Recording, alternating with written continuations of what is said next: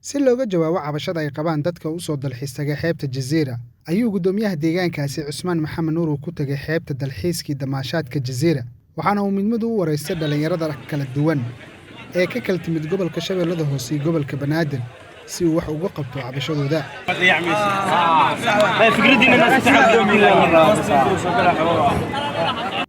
afayeenka deegaanka Jazeera ee maamulka Koonfur Galbeed Soomaaliya Axmed Maxamed Cadow Siigaale ayaa sheegay in wax dhibaato aysan ka jirin deegaanka.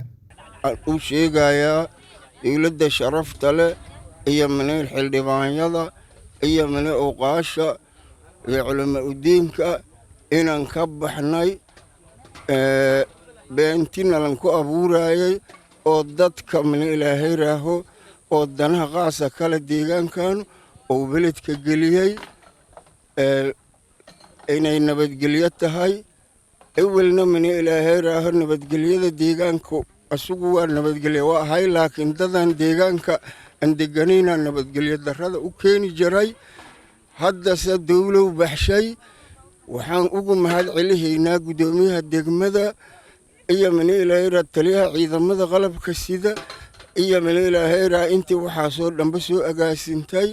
gudoomiyaha deegaanka Jazeera Cusmaan Maxamed Nuur oo tagay xeebta lana kulmay dalxiisayaasha ayaa sheegay in aan dadka u dhalan deegaanka ay baahinayaan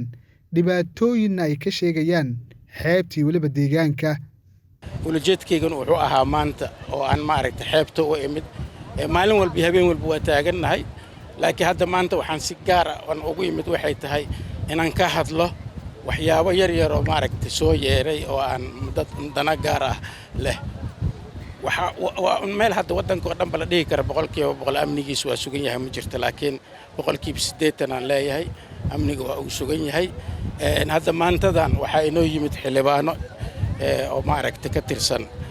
muxuu ahaa Hirshabeelle iyo gobolka Banaadir xildhibaanada federaalka qaar ka mid ah noo yimid sida aad aragteen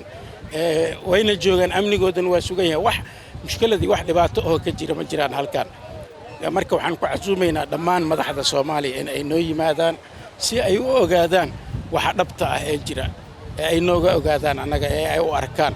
mas'uuliyiinta maamulka deegaanka Jazeera oo horkacaya gudoomiye Cusmaan Maxamed Nuur ayaa xarunta ku meel gaarka maamulka kulan soo dhaweyn ah ugu sameeyay xildhibaano ka kala tirsan baarlamaanka Soomaaliya iyo waliba Hirshabeelle siyaasiyiin iyo waliba ururka horumarinta deegaanka Deedo oo Koonfur Galbeed Soomaaliya ka tirsan kuwaas oo deegaanka u yimid si ay u indheeyaan amniga guud ee deegaanka. gudoomiyaha ururka horumarinta deegaanka Deedo Maxamed Abuukar Cali ayaa maamulka ugu mahadceliyay soo dhaweynta loo sameeyay dhalinyarada ka soo jeeda Koonfur Galbeed Soomaaliya oo ka tirsan ururka Deedo. waliba martangana waana martigeliyay maamulka Jazeera meelan waliba hanay dhawaay dad oo mas'uuliyiin qiiwasha shaldoon mayba meelan kala kulannay xildhibaana iyo marti sharaf qiimo badan leh oo aan soo ku jeedaan maamul goboleedka Hirshabeelle iyo xildhibaano federaalka iyo dad badan oo markaas ay mas'uuliyiin qiiwasha shaldoon ku dareeran Koonfur Galbeed Soomaaliya runtii meelan waliba ninka soo bixiyay soo dhaweyn qiimo badan leh deegaanka Jazeera waa waliba deegaan oo amni shay anfayla oo gudoomiyaha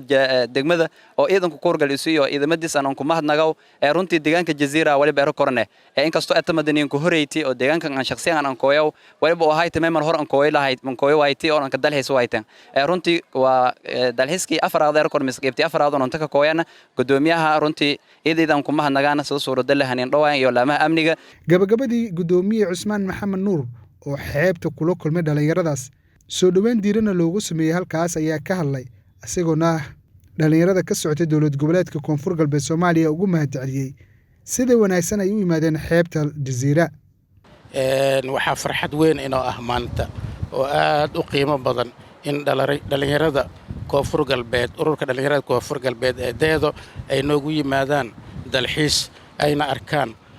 hanaanka iyo muxuu ahaa dalxiiska magaalada ugu ku qurxoon ee Jazeera inay nagala qayb qaataan oo maanta waana rajaynaa hadduu Ilaahay yiraahdo inay in badan oo kale ay inoo yimaadaan waxaana aan rajaynaa hadduu ilaahay yiraahdo inaan ayaga iyo dhalinyarada jasiirada aan isku xiri doonno insha Allah oo mar aan u sii samayn doono iyagoo wada jira casuumaad oo kale oo tan ka weyn insha Allah hadduu ilaahay ka raali noqdo deegaanka jasiira waa meel dalxiiska ku wacan anuu ka faa'iideysanayo fursadayda waxaan rabaa inaan baaq u diro ummadda Soomaaliyeed waxaan rabaa inaan ka hadlo awalan dhulka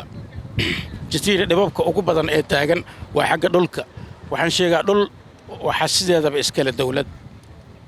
ma jiro shacab dhul bixin kara ma jiro dawlad ayaa bixin karta dawlad ayaa iskala dhulka waxaan kaloo baaq u diraa dadka eelayaasha ka surta dhulka waxaa loo baahan yahay in la deegaameeyo waxaan maanta laga bilaabo u qabanaa dadka eelaha ka surtay haddii ay dhisan waayaan